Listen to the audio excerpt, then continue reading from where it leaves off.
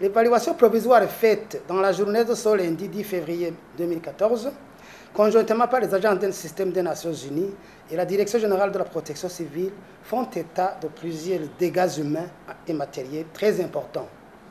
67 personnes mortes, dont 50 à Mérido Bujumbura et 17 dans les zones de Benga, Kibuye et Nyambouye en commune Issari.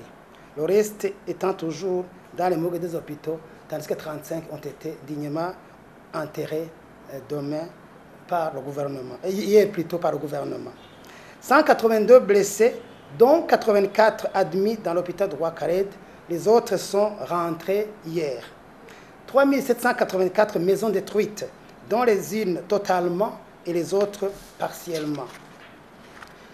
Plusieurs biens endommagés dans les zones touchées, dont le marché de Kamenge, le quartier industriel d'Ongagara, Kinama, Charama, Buterere et Gatunguru. Au terme de la réunion tenue par la plateforme nationale, à l'intention de l'équipe d'évaluateurs, des recommandations suivantes ont été émises.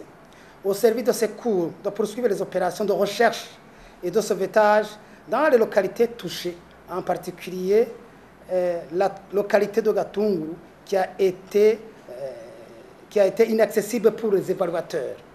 Au service du ministère des Travaux publics et au service technique municipaux de dégager les voies de communication qui mènent vers les zones non encore inaccessibles. À la Régie des eaux et à l'ONATEL de rétablir les réseaux.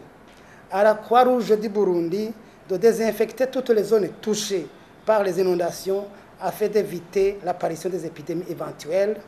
À l'administration d'identifier les sites non inondables pour un regroupement éventuel des sans-abri, pour une réponse aux urgences et une prévention en cas de reprise des pluies et une facilitation d'une assistance en vivres et non-vivres par les agents du système des Nations Unies en particulier et le gouvernement et aussi autres bienfaiteurs. Aux bienfaiteurs qui voudraient aider d'entrer en contact avec le secrétariat de la plateforme nationale pour une bonne coordination de la réponse.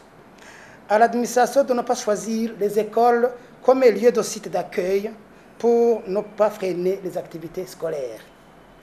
La Direction générale de la protection civile, la plateforme nationale et les agents du système des Nations Unies demeurent activement saisis de la question et vous tiendront au courant de l'évolution de la situation.